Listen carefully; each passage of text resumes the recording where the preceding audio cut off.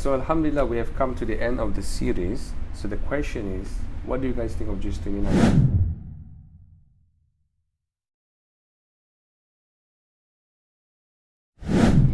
What do I think about Juz 29 is that how the characteristic that will guide us among the believers and how we place ourselves as a disbeliever if we choose to do otherwise.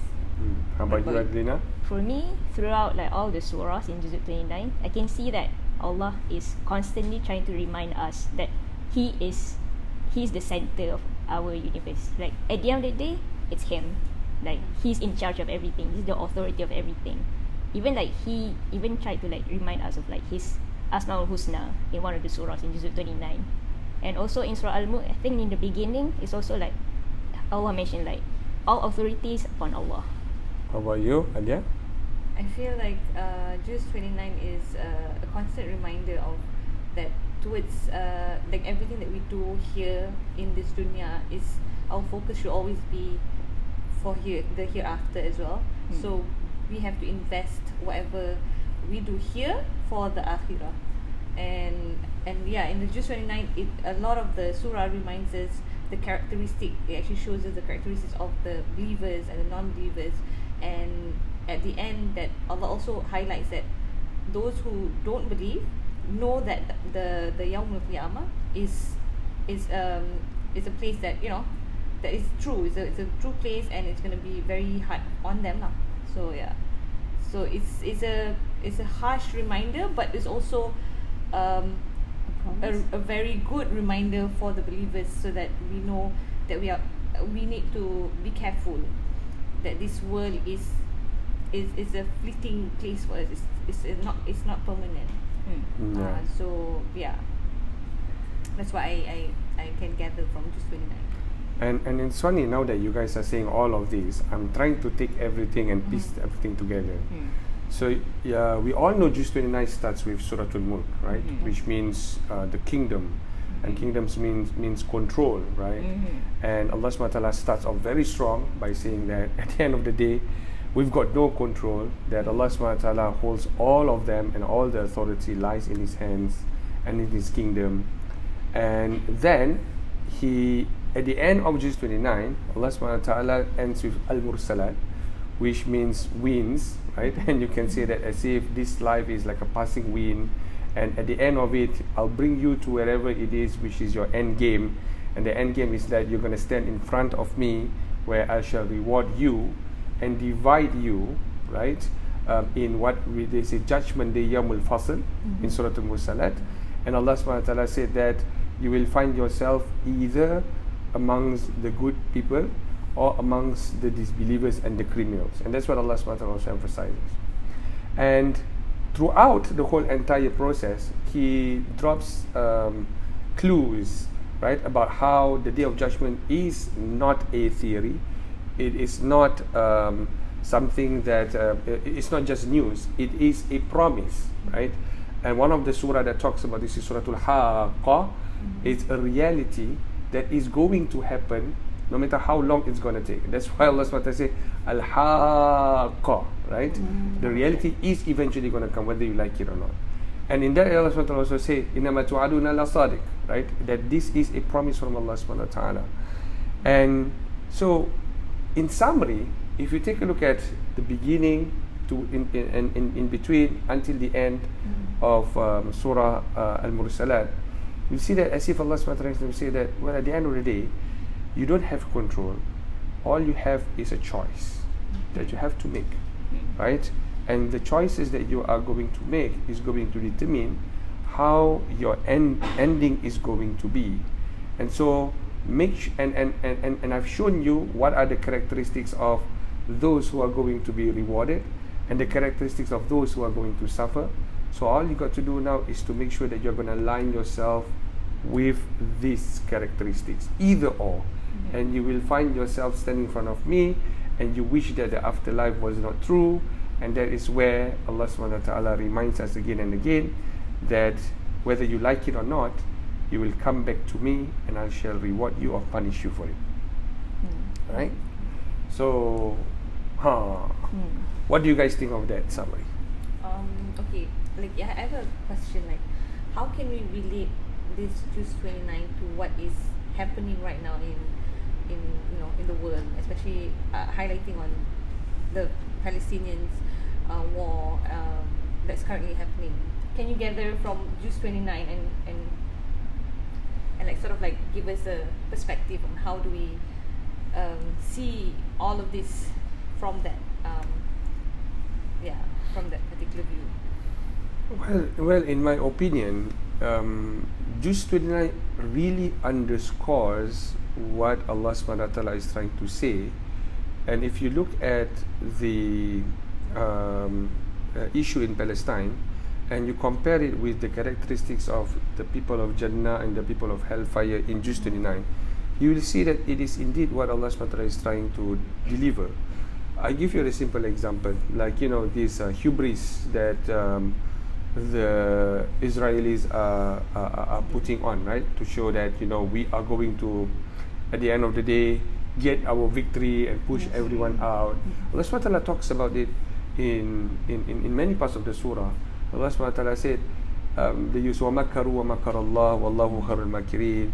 And Allah subhanahu wa ta'ala said in Surah Al-Mursalat that they are going to plot, but then later on Allah subhanahu wa ta'ala will always be on the side of the believers. And Allah subhanahu wa ta'ala reminded us in Surah Al-Mulk, right?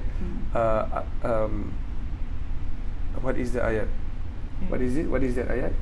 أَمَّنْ هَذَا الَّذِي هُوَ جُنْدٌ لَكُمْ يَنْصُرُكُمْ مِنْ دُونِ الرَّحْمَنِ إِنِ الْكَافِرُونَ إِلَّا فِي غُرُورٍ. Allah subhanahu wa ta'ala said that the nasr, the support, the victory is going to come, right? And that these believers, these people who are what do you call this? Who are oppressing you, they are just in disarray, right? You may look at it as if they are organized, but Allah subhanahu wa ta'ala is saying that no, they are led to believe that they are doing a good job, they are on the right path. But eventually when Allah subhanahu wa ta'ala's aid is going to come, it's going to come and it's going to strip them all off. And Allah subhanahu wa ta'ala reminds us again that no matter what happens, in Surah Al-Mursalat, Allah subhanahu wa ta'ala talks about how everything has qadarin ma'loom, everything has a timeline to it. And so when the timeline is up, then the things is going to change, the wheel is going to rotate, and you will see that the hero is going to come back victorious. In other words, we don't have control over that. But what we have control over right now is our choices that we make and the characteristics that we want to align with, right? The people of Jannah, Allah subhanahu wa ta'ala mentioned, you see them all in the Palestinians. In Surah Al-Insan, Allah subhanahu wa ta'ala, I remember about when they had this refugee take over, right? They want to exchange exchange the prisoners, right? And the internet was blowing up about how different the state of the prisoners were, the Israeli prisoners versus the Palestinian prisoners. And you see that this is funny. It doesn't make sense. I mean, why would the oppressed treat their oppressors so nicely? And then Allah subhanahu wa ta'ala, you look into Surah Al-Insan, Allah subhanahu wa ta'ala talks about it. وَيُطْعِمُونَ الطَّعَامَ عَلَى حُبِّهِ مِسْكِينًا وَيَتِيمًا وَأَسِيرًا. Right? The people of Jannah, the people who really believe in Allah subhanahu wa ta'ala, these are the people who are going to feed against His own will. Against His own will, right? Or not against His own will. I mean, it's going to be against His own against His own interest, yes. The people of Jannah, against His own interest, are going to feed the miskinan wa yatiman wa asira, and the prisoners. And then when people ask, why do you have to do this so nicely? And Allah subhanahu wa ta'ala stated their response, إِنَّمَا نُطْعِمُكُمْ لِوَجْهِ اللَّهِ لَا نُرِيدُ مِنْكُمْ جَزَاءً وَلَا شُكُرًا. We are doing this because Allah subhanahu wa ta'ala asked us to do this. We are here for the pleasure of Allah subhanahu wa ta'ala. We don't need any of your rewards. We don't need any of your media publicity. No, we are doing this for the sake of Allah.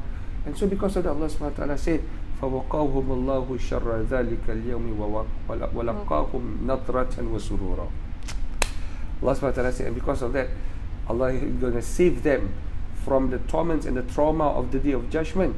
And Allah subhanahu wa ta'ala is going to meet them and greet them with a blossoming, fresh, full face. It means that you got to meet Allah subhanahu wa ta'ala at the end, and you got to meet Allah subhanahu wa ta'ala, and that's the whole idea, right? Because the disbelievers will never see Allah subhanahu wa ta'ala in such a big ways. And that's why we want to go to Jannah, and that's why we choose the right choices, because we want to make sure that at the end of it, we are going to enter His Jannah and get to see Allah subhanahu wa ta'ala, our Creator who created in the first place, and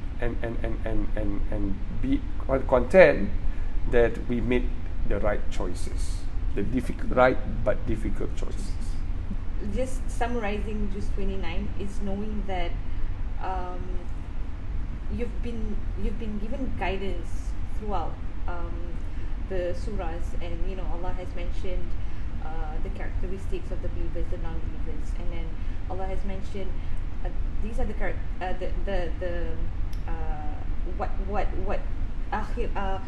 hell is going to look like, what heaven is going to look like, and it's very clear. So summarizing all of that together, I feel like it's just knowing that at the end of the day, I hope that we are always on the right track, and always choosing to be like the people of Jannah, and hopefully that one day whatever decision that we make here is going to be pleasing to Allah, and that we are always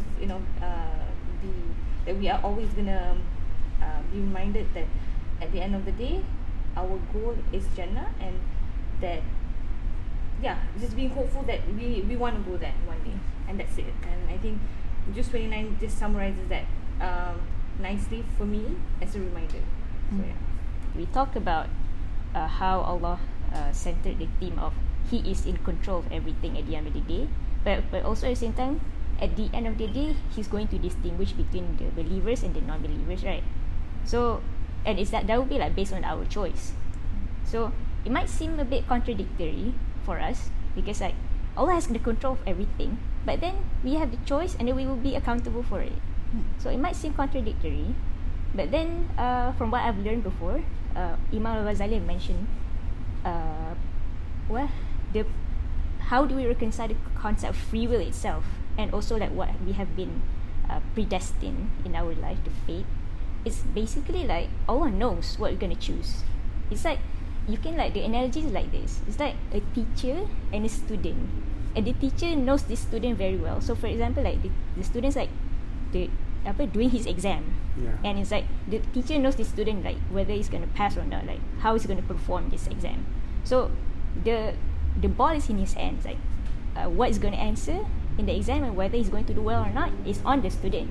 He chooses to study or not in the exam, but the teacher can predict already what kind of result he's going to get at the end of the day.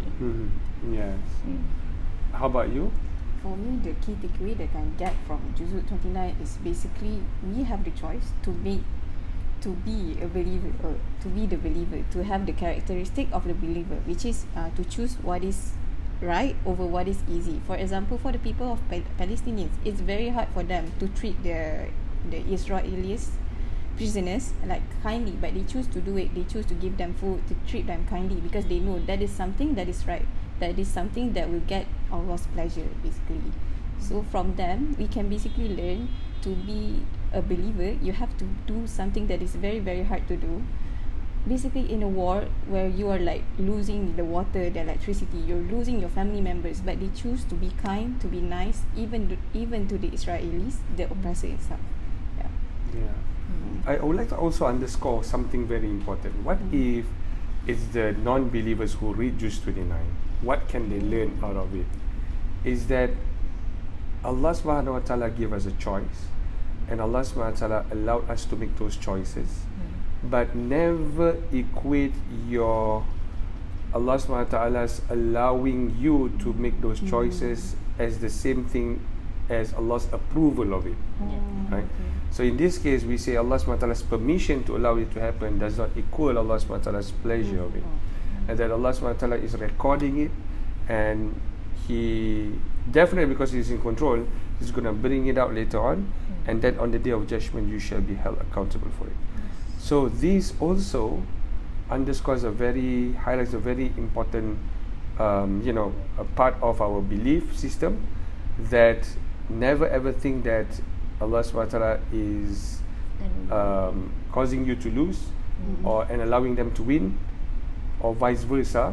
at the end of the day, Allah subhanahu wa ta'ala allows things so that we can make the right choices. And no matter what choices you make, right or wrong, you will be held accountable for it later on. Alright?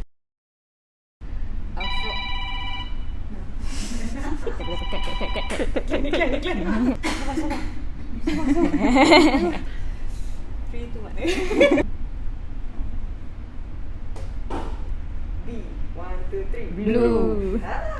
What do you I say? didn't say that. I was like, Burgundy. My God. On 3, everybody say a food that starts with S. 1, Satan. 2, 1, 2, 3. Sausage. Alright. So I think that sums up pretty nicely. Myra?